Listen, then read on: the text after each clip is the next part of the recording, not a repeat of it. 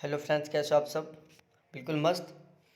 तो यहाँ पर आज हम लेके आए हैं नेट जेआरएफ का जो फर्स्ट पेपर होता है उसका मॉडल पेपर सेकंड। ठीक है, इससे पहले हमने एक मॉडल पेपर सॉल्व कर लिया है, तो यदि आपने नहीं देखा तो उस मॉडल पेपर को ज़रूर देखें। ठीक है, और हमारा हर एक मॉडल पेपर 2 वीडियो में कंप्लीट होगा, क्योंकि एक वीडियो में हम टोटल 25 क्वेश्चन करवाएंगे आपको।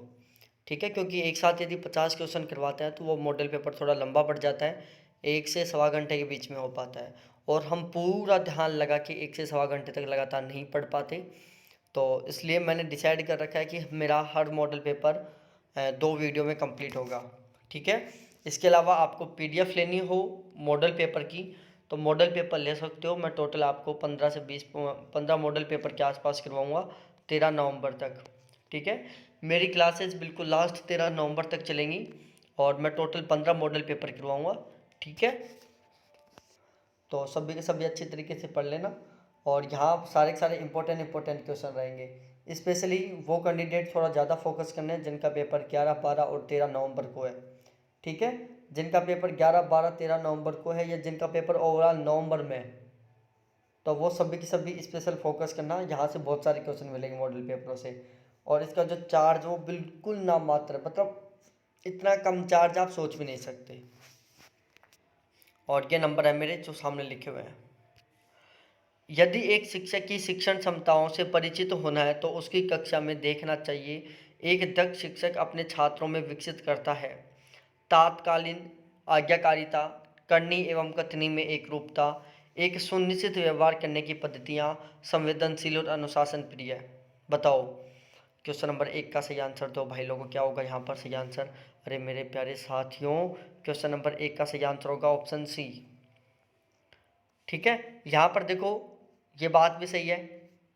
यहाँ पर जो ये वाली बात है, सॉरी मैंने भी थोड़ा सा जूम करता हूँ यार इसको मैं। यस, देखो एक सुनिश्चित व्यवहार करने की पद्धतियाँ। ठीक है, ये आंसर यहाँ पर बिल्कुल सही है। जो ऑप्शन डी है वो इसी में इंक्लूड है। डी भी सही है, ऑप्शन सी भी सही है, ऑप्शन ए भी सही है। ठीक है, ये तीनों की तीनों सही है। करनी एवं कथनी में एक रूपता, ये भी सही है। वैसे ओवरऑल चारों की चारों बातें बिल्कुल सही हैं, लेकिन हम यदि प्रायोरिटी बेस पर देखें तो ऑप्शन सी बिल्कुल सही है। यहाँ पर प्रायोरिटी का मतलब होता है कौन सा ज़्यादा सही है। ठीक है, और जो ये करनी और कथनी में एक रूपता है ना, वो स्टूडेंट की तुलना में टीचर पर ज़्यादा लागू होती है। करनी और कथनी की जो करनी कथनी में जो एक रूपता का मेथड है वो स्टूडेंट की तुलना में टीचर पर ज़्यादा फॉलो होता है। अगला क्वेश्चन, क्वेश्चन नंबर 2। शिक्षकों को यह सलाह दी जाती है कि वे अपने शिक्षार्थियों को सामूहिक गतिविधियों में शामिल करें, क्योंकि सीखने को सुगम बनाने के अतिरिक्त ये खालिस्तान में भी सहायता करती हैं। दुश्चिंता में, समाजीकरण में, मूल्य द्वंद्व में, आक्रामकता में। बताओ यहाँ पर सही आंसर क्या होगा? क्वेश्चन नंबर 2 का सही आंसर बताओ। और पीडीएफ लेने के लिए भाई ये कॉन्टैक्ट नंबर है, बार बार मिलेंगे आपको देखने के लिए। अरे भाई लोगों, यहाँ पर होगा सामाजिकरण। Question number 3। परीक्षा में तनाव निष्पत्ति को प्रभावित करता है। परीक्षा में तनाव निष्पत्ति को प्रभावित करता है यह तथ्य निम्नलिखित में से किस प्रकार के संबंध को स्पष्ट करता है? निष्पत्ति चिंता, संज्ञान प्रतियोगिता, संज्ञान भावना, तनाव विलोपन। इस क्वेश्चन का आंसर दो भाई। क्वेश्चन नंबर 3 में सही आंसर क्या होगा?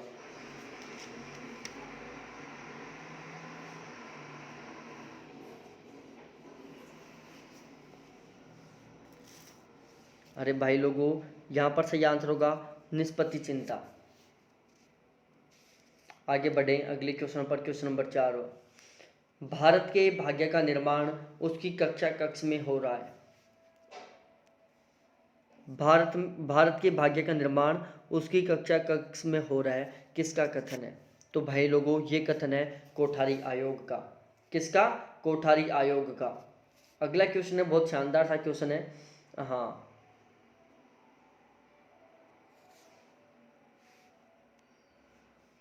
मूल्यांकन की गुणवत्ता तकनीकों की पहचान करो। मूल्यांकन की गुणात्मक तकनीकों की पहचान करो। बताओ मूल्यांकन की गुणात्मक तकनीकों की पहचान करना है। पहला है अवलोकन और साक्षात्कार, दूसरा है व्यवहारिक परीक्षा, तीसरा है जांच सूची, चौथा है क्रम निर्धारण पैमाना, पांचवा है संचित रिकॉर्ड। बताओ यहाँ पर सही आंसर क्या होगा। मूल्यांकन की गुणात्मक तकनीकों की पहचान करना है।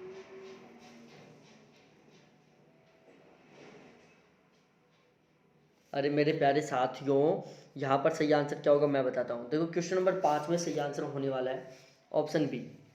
ठीक है, ऑप्शन बी के अकॉर्डिंग पहली, तीसरी, चौथी और पांचवी ये मूल्यांकन की गुणात्मक तकनीकों से संबंधित है। अवलोकन और साक्षात्कार, जांच सूची, क्रम निर्धारण पैमाना और संचित रिकॉर्ड ये गुणात्मक तकनीकों से शामिल है। जो व्यवहारिक परीक्षा है ये परिणात्मक तकनीकी से शामिल है, से संबंधित है। अगला क्वेश्चन है क्वेश्चन नंबर 6। कथन ए मूल्यांकन शिक्षा के रूप में एक सतत प्रक्रिया है। कारण आर शिक्षक को छात्रों के विकास के सभी पहलुओं का आकलन करना चाहिए। बताओ, चार ऑप्शन है आपके सामने, बिल्कुल आपके जस्ट नीचे हैं, आंखों के नीचे, आपके दिल के पास में है। और भाई लोगों पीडीएफ लेना चाहो तो पीडीएफ ले लो, इंपॉर्टेंट क्वेश्चन है। ठीक है, बताओ यहाँ पर सही आंसर क्या होगा। बहुत गजब का क्वेश्चन है। अरे भाई लोगों क्वेश्चन नंबर 6 में सही आंसर होगा ऑप्शन बी। देखो यहाँ पर क्या है, दोनों बातें सही हैं लेकिन ये व्याख्या नहीं कर रहे। ठीक है, जो ये वाली बात है ना वो किसे ये बता रहा है कि मूल्यांकन एक व्यापक प्रक्रिया है। ठीक है, और ये वाली बात बता रही है कि मूल्यांकन एक सतत प्रक्रिया है। मूल्यांकन शिक्षा के रूप में एक सतत प्रक्रिया है। शिक्षक को छात्रों के विकास के सभी पहलुओं का आकलन करना चाहिए। ये बात क्या है, मूल्यांकन की व्यापकता को दिखा रहा है। क्वेश्चन नंबर 7वां, रिसर्च का सही अर्थ है। आपको यहाँ पर रिसर्च का सही अर्थ बताना है। बार बार खोज करना, समस्याओं का समाधान करना, कुछ नया जानने संबंधित खोज, या फिर खोज करने का प्रयास करना। बताओ क्वेश्चन नंबर 7 में सही आंसर क्या होगा। अरे भाई लोगों क्वेश्चन नंबर 7 का सही आंसर होता है रिसर्च का मतलब क्या होता है, कुछ नया जानने संबंधित खोज। क्या है, कुछ नया जानने संबंधी खोज। क्वेश्चन नंबर 8वां, बताओ शोध विधि की संपूर्ण प्रक्रिया के समस्त चरणों को सही क्रम में व्यवस्थित करो।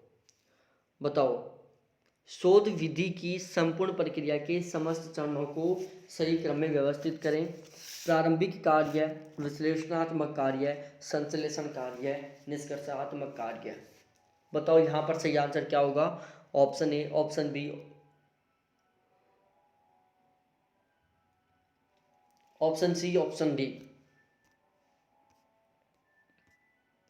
बताओ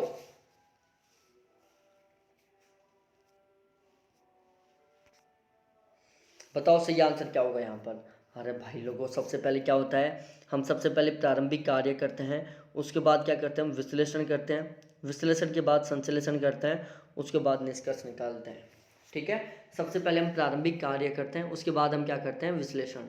विश्लेषण का मतलब होता है डाटाओं की गणना करते हैं। फिर करते हैं विश्लेषण के बाद हम संश्लेषण। संश्लेषण में क्या करते हैं, हम विभिन्न डाटाओं को जोड़ते हैं और लास्ट में हम निष्कर्ष निकालते हैं। उसके बाद 9वां क्वेश्चन की बात करें। बताओ अनुसंधान जो सामाजिक समस्याओं से संबंधित होता है तथा विद्यालय की जनशक्ति के द्वारा विद्यालय में क्रियाकलापों के सुधार हेतु संचालित किया जाता है। बताओ क्वेश्चन नंबर 9 का सही आंसर क्या होगा। अनुसंधान जो सामाजिक समस्याओं से संबंधित होता है तथा विद्यालय की जनशक्ति के द्वारा विद्यालय में क्रियाकलापों के सुधार हेतु संचालित किया जाता है। क्रियात्मक अनुसंधान, कार्योत्तर अनुसंधान, व्यवहारिक अनुसंधान, प्रायोगिक अनुसंधान। बताओ बहुत गजब का क्वेश्चन है, आंसर सभी को देना है। अरे भाई लोगों यहाँ पर होगा क्रियात्मक अनुसंधान। यहाँ से अब की बार हर शिफ्ट में क्वेश्चन आ रहा है। क्रियात्मक अनुसंधान से अब की बार हर शिफ्ट में क्वेश्चन आ रहा है। अब क्यों आ रहा है मैं खुद नहीं समझ पा रहा कि जो एग्जामिनर है उसका एक्शन रिसर्च से ऐसा क्या ताल्लुक हो गया कि वो हर शिफ्ट में ये क्वेश्चन उठा रहा है। यदि एक ही अनुसंधान को उन्हीं परिस्थितियों में दूसरी बार दोहराने पर प्राप्त परिणामों में अंतर ज्ञात हो तो ऐसे अनुसंधान को आप कहेंगे। बताओ भाई, कितना गजब क्वेश्चन है भाई, कितना गजब क्वेश्चन है। ये ऐसे मॉडल पेपर रहेंगे मेरे, शानदार शानदार। ये मॉडल पेपर वो हैं जो आपको 100% सफलता दिला के रहेंगे। मैं वैसे कचरा इकट्ठा नहीं करता, आपको भी पता है ये बात। तो बताओ, अविश्वसनीय, परिवर्तनशील, गत्यात्मक और अस्थिर। बताओ यहाँ पर सही आंसर क्या होगा। अरे भाई लोगों, यहाँ पर चारों, परिवर्तनशील, गत्यात्मक, दोनों से थोड़ा थोड़ा सिमिलरिटी है दोनों में। परिवर्तनशील का मतलब होता है जिसमें लगातार परिवर्तन हो रहा है। गत्यात्मक का मतलब होता है गतिशील, जो लगातार बदल रहा है। तो यहाँ पर सही आंसर होगा गत्यात्मक। गत्यात्मक अनुसंधान, क्योंकि परिवर्तनशील अनुसंधान नहीं होता, अनुसंधान गत्यात्मक होता है। 11वां क्वेश्चन, एक शोधकर्ता अपनी जनसंख्या को विभिन्न समूहों में विभाजित करता है और फिर प्रत्येक समूह के नमूने के आकार को निर्धारित करता है, वह कहलाता है। स्तरीकृत नमूना चयन, कोटा नमूना चयन, व्यवस्थित यादृच्छिक प्रतिचयन, सरल यादृच्छिक प्रतिचयन। टोटल आपके पास ये मेरे कॉन्टैक्ट नंबर है पीडीएफ लेने के लिए, इन पर कॉन्टैक्ट करो, मेरे से बात करो और पीडीएफ लो। ये मेरे व्हाट्सअप नंबर भी हैं भाई। बताओ क्वेश्चन नंबर 11 का आंसर क्या होगा। ये मैंने बहुत डिटेल से पढ़ा रखा है, अपने पेड ग्रुप में मैंने इसकी पीडीएफ भी डाल रखी है। ठीक है जी, अभी भी आंसर गलत दो तो आपकी मर्जी। अरे भाई लोगों, यहाँ पर होगा कोटा नमूना चयन। अब स्तरीकृत नमूना चयन क्या है, व्यवस्थित यादृच्छिक प्रतिचयन क्या है, सरल यादृच्छिक प्रतिचयन क्या है। देखो सबसे पहले तो एक बात बता दूं मैं, सैम्पलिंग से अब की बार हर शिफ्ट में क्वेश्चन आ रहा है। सैम्पलिंग से हर शिफ्ट में क्वेश्चन आ रहा है और मैंने सैम्पलिंग की एक पीडीएफ बना रखी है, और जो क्वेश्चन आ रहा है वो मेरी पीडीएफ से आ रहा है, बिल्कुल एज इट इज क्वेश्चन उठ के आ रहे हैं वहाँ से। तो आप जरूर लें वो पीडीएफ भी। अनुसंधान की गुणवत्ता निर्भर करती है शोध प्रविधि में, प्रशिक्षण पर, उपलब्ध सुविधाओं पर, उच्च तकनीकी के उपयोग पर, अनुसंधानकर्ताओं के समर्पण पर। बताओ, अनुसंधान की गुणवत्ता निर्भर करती है। आंसर ठोको भाई लोगों, आंसर ठोको। बहुत गजब का क्वेश्चन है भाई। अरे मेरे प्यारे साथियों, यहाँ पर होगा ऑप्शन डी, अनुसंधानकर्ताओं के समर्पण पर। क्यों है, देखो अनुसंधानकर्ताओं का समर्पण का मतलब होता है कि जैसे आप अपने गांव पर रिसर्च कर रहे हो, कोई भी खोज कर रहे हो आप, और आप पूर्ण रूप से समर्पित हो गए खोज को। आपने फिक्स कर लिया कि मेरे को तो भाई अब रिसर्च करना ही है, मेरे को तो कुछ भी हो जाए आपकी बार तो भाई रिसर्च करना है, मेरे को बढ़िया रिजल्ट निकालना है। मतलब आप अपना 100% फोकस रिसर्च पर कर दो कि मेरे लिए तो सब कुछ, मेरी दिल, मेरी जान, मेरी जिंदगी, सब कुछ रिसर्च है। तो क्या होगा, गुणा गुणवत्ता कहलाएगा। 13वां क्वेश्चन, उत्तम वाचक और निम्न स्तर के वाचक में निम्नलिखित में से कौन सा विभेदक बिंदु नहीं है। वाचन गति, नेत्र गति, वाचन संबोधन और प्रेरणा एवं रुचि की विस्तृतता। बताओ, उत्तम वाचक और निम्न स्तर के वाचक में निम्नलिखित में से कौन सा विभेदक बिंदु नहीं है। अरे भाई लोगों, जो उत्तम वाचक होगा वो बिल्कुल धीरे धीरे से पढ़ेगा, बिल्कुल एक स्पीड से पढ़ेगा। वाचन संबोधन, जो उत्तम वाचक होगा वो बहुत सही ढंग से संबोधित करेगा। निम्न स्तर का वाचक है वो सही ढंग से संबोधित नहीं करेगा। निम्न स्तर का वाचक है कभी तेज पढ़ेगा, कभी धीरे पढ़ेगा। आपने खुद नहीं देखा होगा, जब आप स्टार्टिंग में पढ़ाते हो, कभी ट्राई करना, स्टार्टिंग में पढ़ा के शुरू में पढ़ाओगे तब क्या करोगे आप, बहुत जल्दी जल्दी पढ़ाओगे, हर चीज़ें जल्दी जल्दी बताने की कोशिश करोगे, क्योंकि आप उस टाइम निम्न वाचक हो। जब आप उत्तम स्तर के वाचक बन जाओगे, जब आप बहुत सारी बार पढ़ा चुके होंगे, फिर आप बिल्कुल धीरे धीरे हर एक चीज़ को आसानी से समझाओगे। प्रेरणा एवं रुचि की विस्तृतता, बिल्कुल सही है। आप हर आदमी को, उत्तम वाचक हो तो हर बात को बहुत ही सही ढंग से कहोगे, बहुत ही सही ढंग से समझाने की कोशिश करोगे। निम्न स्तर के वाचक हो तो ऐसा नहीं करोगे। नेत्र गति, आंख को चारों तरफ घुमाना, तो इसमें उच्च स्तर के वाचक, निम्न स्तर के वाचक की कोई बात नहीं है। ठीक है, वैसे ये होता है कि जो उच्च स्तर का वाचक होता है वो अपना जो आगे टारगेट होता है उसके ऊपर स्पेशल फोकस रखता है, ठीक है। लेकिन सपोज दैट मैं हूँ तो मैं एक बंदे पर ध्यान रख सकता हूँ, 2 पर रख सकता हूँ, 3 पर रख सकता हूँ। क्लास में 100 स्टूडेंट बैठे हुए हैं तो मैं 100 पर एक साथ फोकस नहीं कर सकता, केवल एक पर फोकस कर सकता हूँ, ठीक है। इसलिए यहाँ पर बी गलत है। 14वां क्वेश्चन, अमौखिक संप्रेषण का कालानुक्रम होता है, बताओ। संकेत, प्रतीक, कुट, रंग। प्रतीक, कुट, संकेत, रंग। रंग, संकेत, कुट, प्रतीक। कुट, रंग, प्रतीक, संकेत। बताओ भाई, अमौखिक संप्रेषण का कालानुक्रम होता है। आंसर ठोको भाई, आंसर ठोको। अरे मेरे प्यारे प्यारे साथियों, इसका ठोक दो आंसर और बिल्कुल सही आंसर देना, वरना मेरी बेइज्जती हो जाएगी कि यार मेरे से पढ़ रहे हो फिर आप इस क्वेश्चन का गलत आंसर दे रहे हो। अरे मेरे प्यारे प्यारे साथियों, यहाँ पर ऑप्शन ए बिल्कुल सही आंसर होगा, संकेत, प्रतीक, कुट और रंग, ठीक है। ये क्वेश्चन बहुत सारी बार रिपीट हो चुका है भैया लोगों। एमसी राष्ट्रीय पत्रकारिता एवं संप्रेषण विश्वविद्यालय कहाँ पर स्थित है? लखनऊ, भोपाल, चेन्नई, मुंबई। लखनऊ, भोपाल, चेन्नई और मुंबई।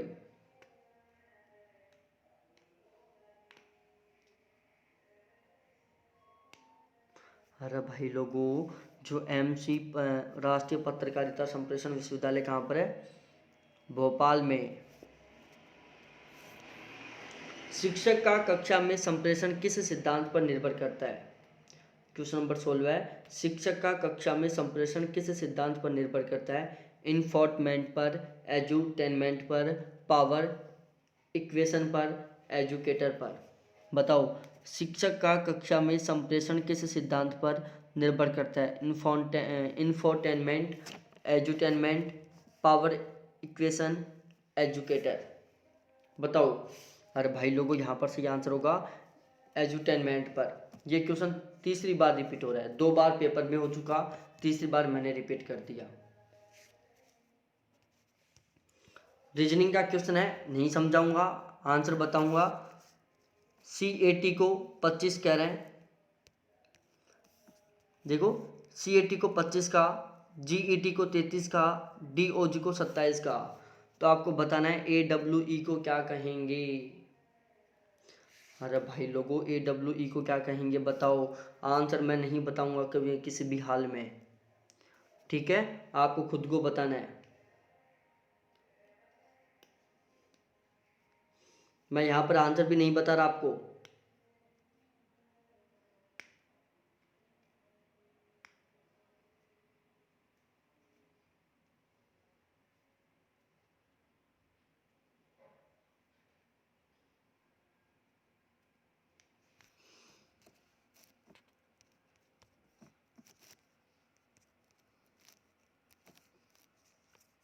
ये आंसर, ठीक है। अब नहीं समझ में आया तो मैं कुछ नहीं कर सकता इसका।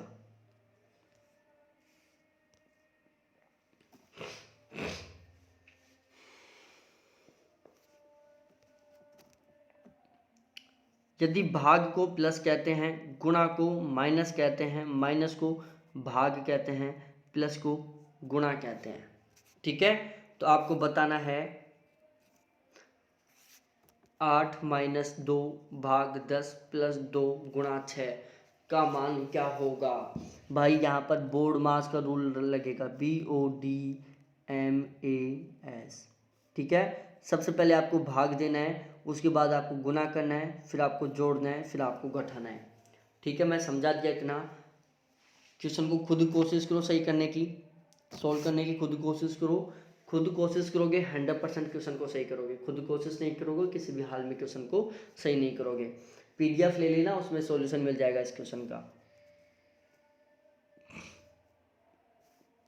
18 आंसर होगा यहाँ पर, ऐसा क्वेश्चन आ रहा है आपकी बार।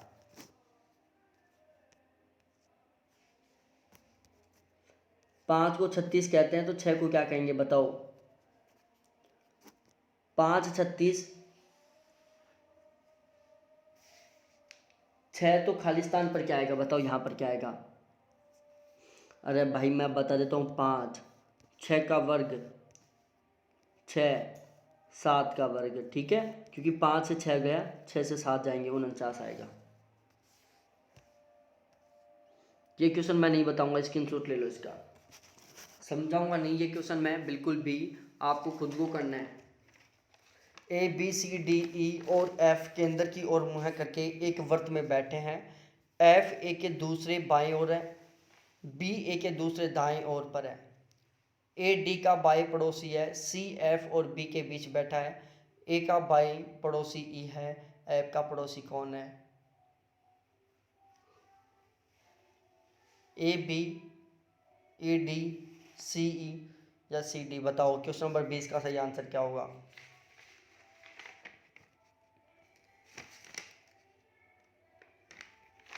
अरे भाई लोगों, गजब गजब क्वेश्चन का आंसर यहाँ पर सी होगा, ठीक है। और यहाँ से आप पीडीएफ ले सकते हो इन सभी क्वेश्चन की। अब बाकी के जो 21 से 40 तक के क्वेश्चन वो हम बाद में कराएंगे अगले वीडियो में। ये एक डीआई का क्वेश्चन है, ठीक है। यहाँ पर कुछ मद दिए हुए हैं,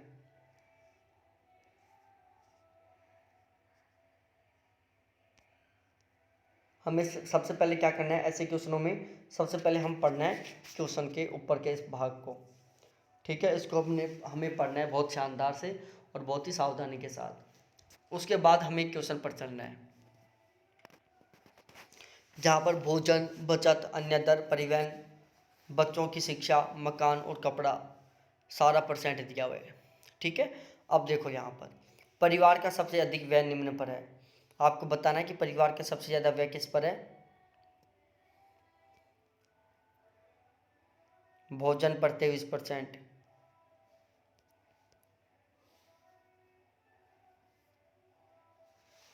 परिवार की वर्ष में हुई कुल बचत निम्न में से निम्न पर हुए व्यय के बराबर थी। बताओ परिवार की वर्ष में हुई कुल बचत निम्न पर हुए व्यय के बराबर थी। अरे भाई मकान पर, क्योंकि देखो बचत की बात हुई है, बचत 15% है, मकान का 15% है। परिवहन और अन्य मदों पर कुल मिलाकर आय का कितना प्रतिशत है? परिवहन और अन्य मद दोनों को मिलाना है।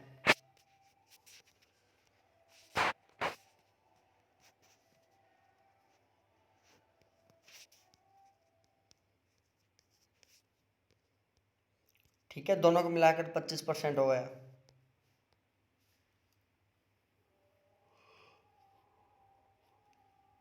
यदि परिवार की कुल आय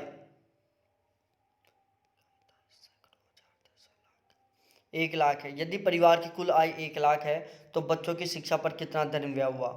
तो आपको सबसे पहले चलना है बच्चों की शिक्षा पर। बच्चों की शिक्षा पर 12% हो रहा है, तो हम क्या निकालेंगे? 1 लाख का 12% निकालेंगे। 1 लाख का 12% निकालेंगे, जो मान आएगा हमारे पास वो किसका आएगा? बच्चों की शिक्षा का आएगा। लास्ट क्वेश्चन, यदि वर्ष की कुल आय 1 लाख थी तो मकान और परिवहन पर व्यय, तो हमें मकान और परिवहन पर देखना है। मकान और परिवहन पर कितना हो रहा है भाई साहब? परिवहन पर 5%, मकान पर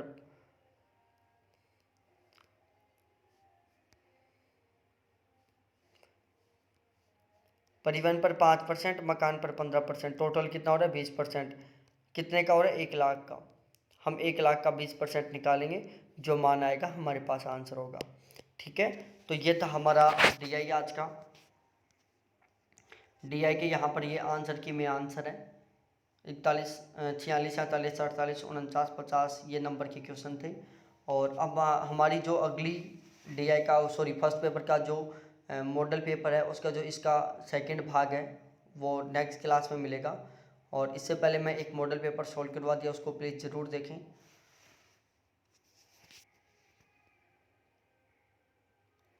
बहुत बहुत धन्यवाद आप सभी को देखने के लिए। Thanks, bye.